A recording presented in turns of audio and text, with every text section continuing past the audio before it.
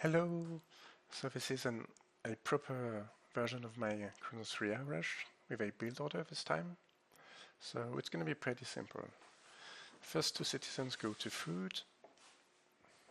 I'm going to send one oracle near my base and the other two toward the enemy base.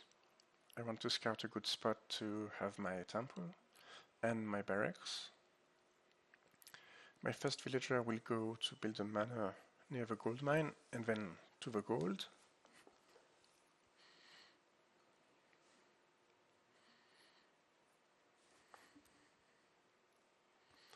So the idea behind this rush is that so now players know how to play around the classical rush, and what prevents the classical rush from being an actual all-in is that we can take down buildings with just Prometheans and Thermas, at least not without taking way too much damage.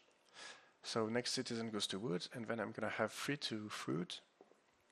What I can do, which I like to do, is have one on the giraffes or the hunt, one on the chicken and one on the berries, to kind of have them all around the place, and if I get raided in the early classical, I can kind of work around stuff a bit easier. So back to the rush. The idea is that if we rush to a very quick heroic, because we're playing as Kronos, we can not only time shift buildings close to the enemy base, but what we can also do is have an extra behemoth upon age up, which is huge. And so we age up with 2 behemoths, our 2 Prometheans, and 5 or 6 Murmillos, as much as we can. And then we just rush, and I mean, it's against the AI, so it will work every time, but I am scouting for relics as well, but there's a bit of a tricky thing here, which is as soon as I time shift the temple, any relics that are inside it are gonna be removed. So it's either a relic that will have an instant effect upon being put in the temple, like the Chariots of Sybil for the 2 lions. The 2 lions will appear right as you put the relic inside the temple, and if you time shift the temple afterwards, they will stay there even if a relic is out. Or, as you're gonna see in this video, I have 2 relics that I like near the enemy base, so what I'm gonna do is grab them there and put them in my temple after I time shift it. So back to things. After my 3 villagers on food, I send another 1 to wood and another 2 to gold. It's gonna be a bit of a late advance to classical, which is what I like to do in this case. That's a bit more of an eco thing, and there are some maps in some situations where for one reason or another there's a bit more working time between the hunt or something, and I'd rather have an extra villager and age up a bit later than have 3 or 4 seconds of idle time before I can actually age up. But it's kind of up to your preference. I am building another oracle now during the age up. I would build an extra 1 and have, well, I would build 2 if I didn't want to take up any relics. But since taking a relic is the same, well, heroizing an oracle is the same price as making one, instead of making a second one, I'm gonna heroize my oracle near the front. So if I pause here, what I'm looking for around here, around the enemy base, is something that's a bit to the side, so that there's less of a risk of them running into it immediately and knowing what's up, but not so far away that I have to do so much working time that I might as well just set things up in my base. I was playing that strategy against a ranked in a ranked game against a player playing Poseidon the other day, and with all the strong early pressure, just a pause here. So I did ask my citizen to build a new manor during the age up. So that's why I have the extra bonus of 20% build speed for each manors, which will come in handy, as you're gonna see. And what I was saying is I was rushed by a Poseidon player the other day and took too much damage in my base, which prevented me from doing the rush. So it's definitely a case of you want to know who you're up against and what they're gonna do around 3-4 minutes before you commit to the rush, and you can pretty easily do something else in the meantime. Like if at 4 minutes you decide it's not worth it to do the rush, you can pretty easily transition into something else. So there I have my first relic, and I'm gonna grab the second one in the corner as well.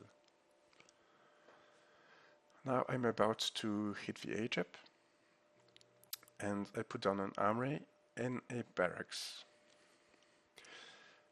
For now I don't have any murmillos out, so I'm gonna heroize citizens instead, and I should have 2 hero citizens by the time I age up to, by the time I make murmillos, excuse me. And the reason why I heroize murmillos is so that I can deal with myth units in the enemy base if there are any. In this game I have heroized the 2 gold citizens, but I think I could optimize the build a bit more by heroizing the food citizens instead, to get a bit more food income, which is what's limiting the most in this build.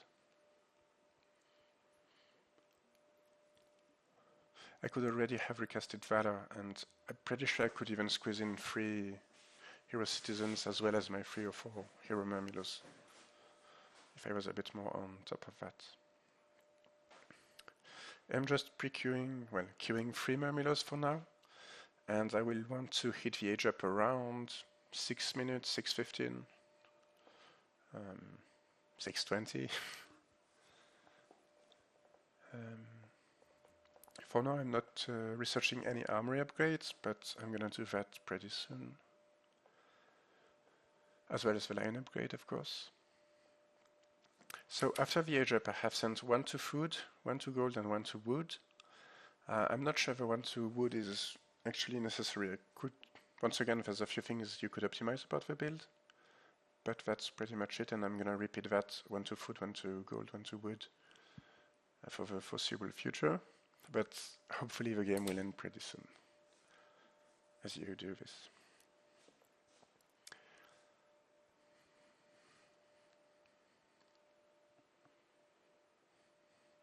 Now that I have murmillos out, I'm gonna heroize them.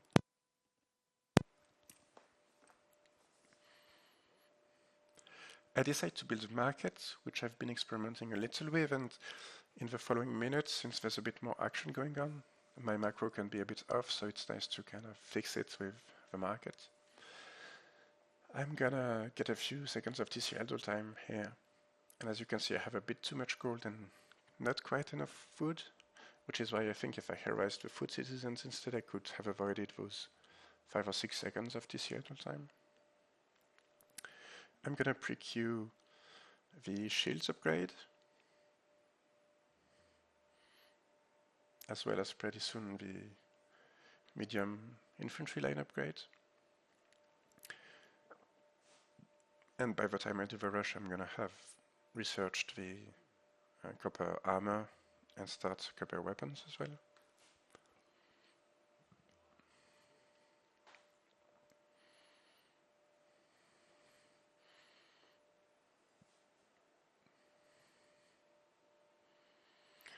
Now I have too much wood, which is what I was saying, maybe just 2 on wood is enough, in which case I could have more food or more gold.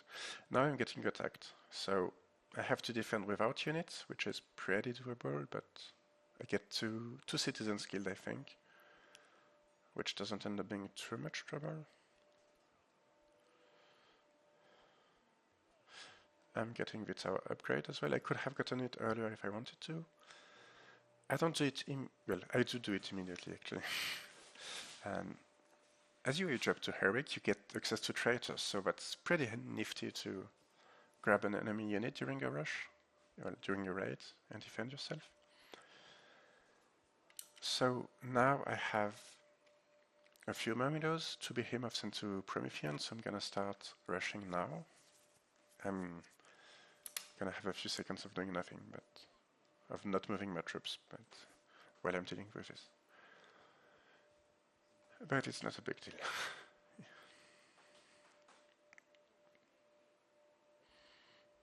And, which is interesting, what happened here is they are starting to build a TC, so it's the AI, but another player might very well do that, and I can just prevent that. That said, another player might already have finished building their TC, so if there was a TC there wouldn't be much defenses, and so I could pretty easily take it down. Especially since if they went 2 TCs, they wouldn't have much of an army by this point. Certainly, well, maybe not less than I do, because they're not investing in heroic quite yet, but maybe. During the fight, it's nice to heroize a few Murmilos if they have been hurt, so that you can heal them pretty much. And deconstruct is useful to take care of enemy buildings. If I have a tower upgrade, taking out a tower that way is pretty nice. Otherwise, just the temple or any military production building. Now you can send the behemoths to the towers, to the buildings, to the houses. Although you might want to rush the TC pretty quickly so that you take out the economic stuff the earliest. I didn't exactly do that this time around, but you're kind of gonna have to figure out the specifics of the rush during the actual game.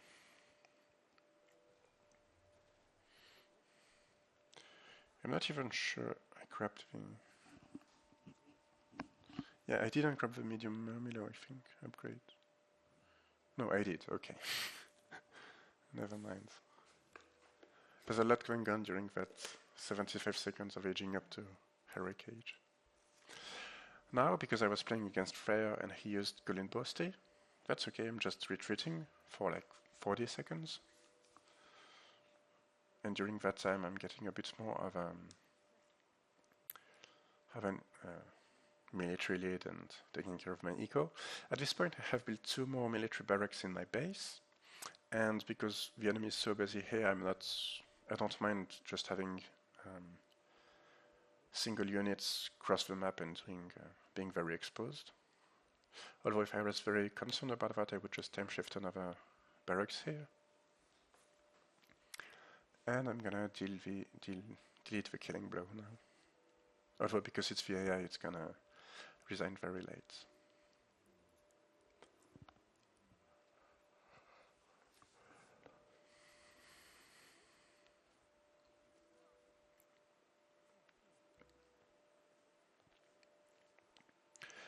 So at this point there's not much of a build order or anything, you're just kind of figuring out the game as it keeps going. At this point I'm getting annoyed with this guy, so I'm just gonna traitorize him because there's no other myth unit I could traitorize, so it's as good as any other. Now taking down the other buildings.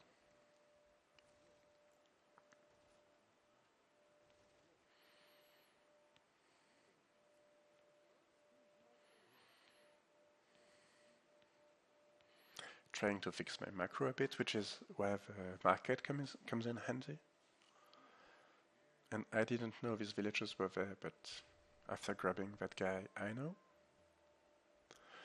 I'm getting the eco upgrades, but I mean, there's not much of a reason. It's like something I would do if I knew the game would drag on for a few more minutes. And in like 30 seconds or so, I'm gonna have so much spare resources that I'm gonna have a few Canterias and a few archers and all of that.